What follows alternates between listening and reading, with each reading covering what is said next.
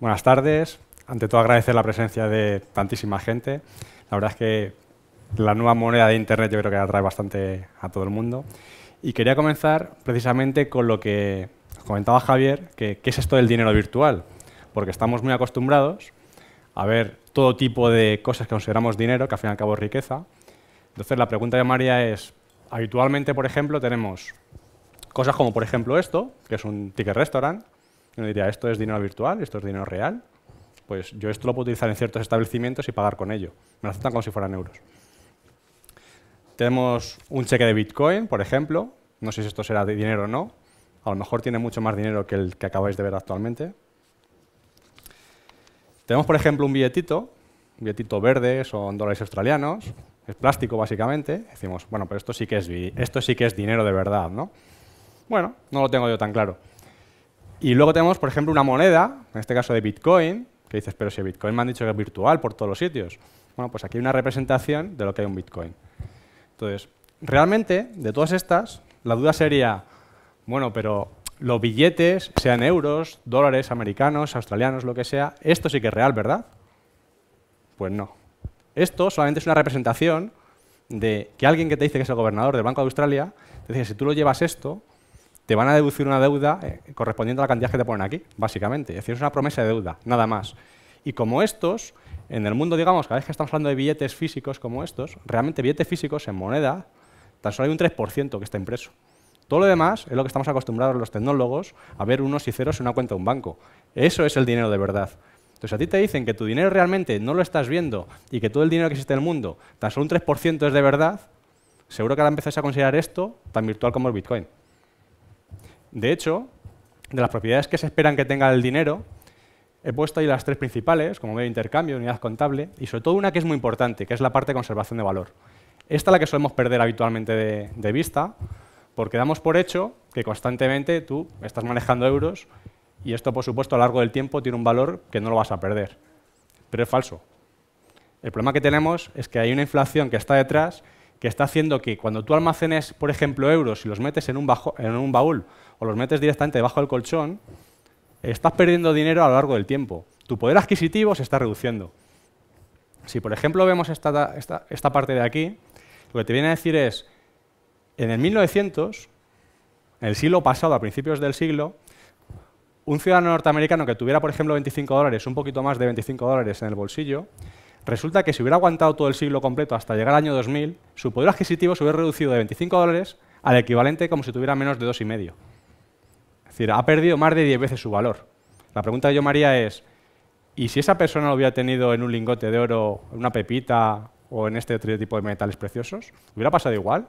Porque posiblemente, si esa persona se pudiera haber comprado con un lingote, se pudiera haber comprado, por ejemplo, un yate, el mejor que hubiera en aquel momento, o un tren, o el artículo correspondiente, seguramente un siglo después podría hacerlo.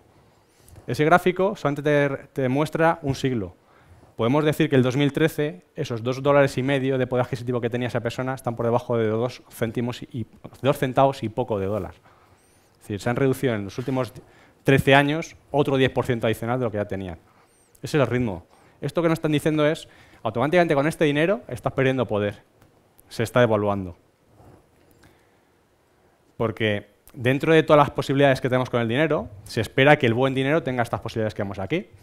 Que sea divisible, ¿vale? Todas estas monedas que estamos viendo aquí, billetes, es fácilmente divisible. Con el oro es más difícil de poder limar los gramos, sacarlo en miligramos, etc. Tiene que ser durable. El oro y otros muchos metales preciosos lo son. En el caso, por ejemplo, del oro no se oxida, aguanta el paso del tiempo y, sobre todo, durable en otro sentido. Y es que ha demostrado en los últimos 5.000 años que es una fuente en la cual puedes confiar, pues es un activo que se sigue revalorizando y se sigue utilizando. Es fungible. Esto es una palabra un poco extraña, pero viene a decir que básicamente un gramo de oro sacado de unas minas en Perú es exactamente igual, con la misma pureza obviamente, vale exactamente lo mismo que ese mismo gramo de oro de unas minas en Francia. Son idénticos. En nuestros bitcoins nos pasa esto todos los días. Un bitcoin de Félix es igual que un bitcoin de Alex o igual que un bitcoin mío. Son indistinguibles en ese sentido. Y la propiedad más importante que he destacado es que es escaso. Esta es la clave que hace que para mí, en particular, esto no sea dinero, no es un buen tipo de dinero y esto sí lo sea.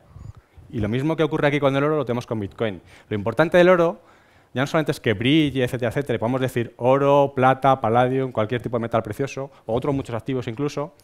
Lo importante realmente de aquí es que tienes una cantidad finita. Es un elemento químico puro y que hasta ahora no hemos sido capaces de sintetizar.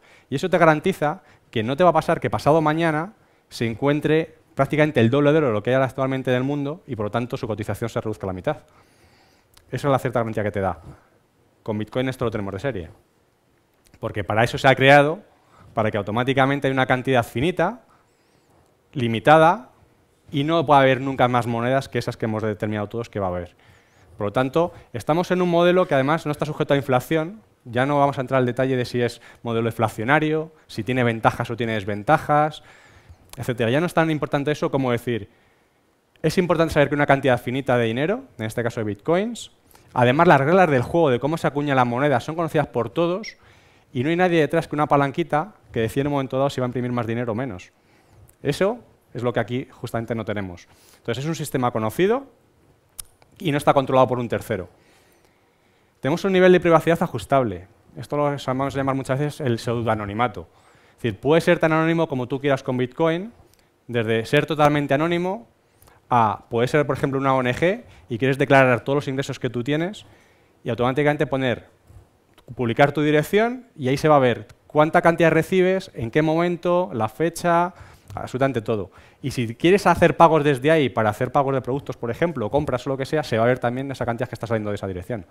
Tú puedes ser todo transparente que quieras. Pero por contra, lo que te devuelve es una propiedad que perdimos cuando pasamos del dinero que era cash, el dinero metálico, cuando pasamos al dinero que es electrónico. Perdimos la parte de anonimato. Automáticamente, cada vez que pagamos nosotros en una gasolinera, saben cuánto estamos gastando, lo sabe Visa, lo sabe Mastercard, lo sabe tu banco, lo saben en la NSA en Estados Unidos. Tenemos de serie también otra serie de propiedades como que decimos, es rápido y eficiente en costes. No quiere decir sin comisiones, porque esto no es una propiedad inherente a Bitcoin. Lo que te garantiza es una eficiencia en costes que te asegura que tienes unas tasas de transferencia mínimas, que estamos hablando por debajo, por ejemplo, de 1 céntimo para enviar 1 millón de euros a otro lado del mundo, desde un extremo hasta el otro, o, por ejemplo, bastante por debajo de 1 céntimo para un micropago de comprarte un llaverito al otro lado de eBay, por ejemplo. Es decir, y además decimos es rápido. Bueno, con Western Union, tú si quieres puedes hacer un pago y si encima pagas una tarifa express, te llega el mismo día. Si no, perfecto, te llegan al día siguiente. Bueno, pues aquí cuando hablamos de rápido estamos hablando de te puede tardar 10 minutos, te puede tardar 20, en el peor de los casos en 1 hora lo tienes. Eso es la rapidez. No es instantáneo, salvo que estés obligado a confiar en un tercero. Si confías en un tercero, puedes obtener precisamente la parte de instantaneidad. Te viene de serie con una serie de propiedades que ni el oro, ni el resto de monedas que estamos acostumbrados, ni los billetes, te da una cierta protección antifraude. ¿Qué quiere decir?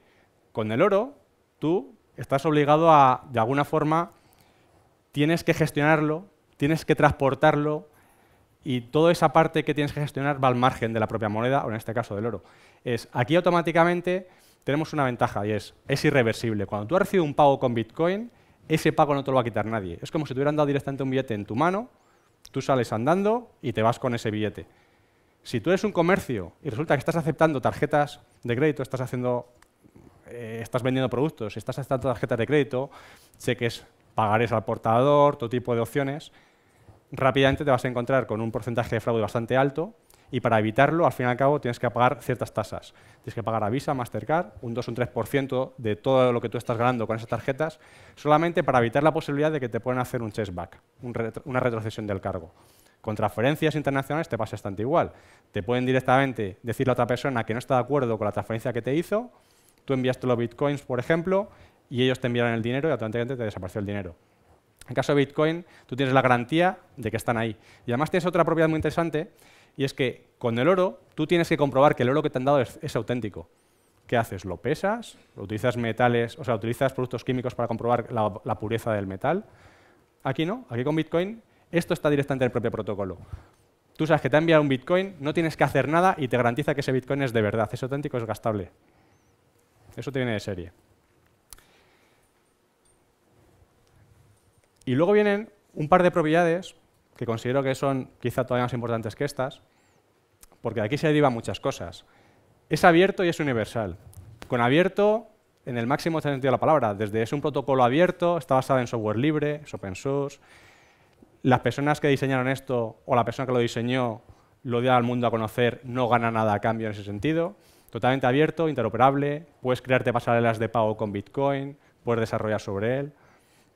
Y universal, ¿qué quiere decir? Puedes pagar o recibir dinero en Bitcoins, estés en el país que estés. Da igual si esto es Argentina, hay corralito, estamos en España o te pasa en Chipre. Y en un momento dado deciden que el 10% de tu dinero te lo van a requisar. Con Bitcoins puedes recibirlo y encima tienes la siguiente propiedad. Y es que es descentralizado. De esto de descentralizado es donde se deriva la inmensa mayoría de las propiedades positivas que tiene Bitcoin. Quiere decir que por primera vez tú eres el dueño de tu dinero, tú decides en dónde pones tu confianza, tú decides gastarlo. Al fin y al cabo, en palabras de Mark Feber, es ser tu propio banco central. En este caso te da la propiedad de poderlo hacer. No puede ser intervenido por los gobiernos, no puede ser requisado, tiene la parte de anonimato si tú quieres, tienes todas las posibilidades. Lo que te están diciendo es, esta es una herramienta muy potente, como todas las herramientas potentes se utilizan con sabiduría. ¿De acuerdo? Pues muchísimas gracias por vuestro tiempo. Como veis es una charla bastante breve.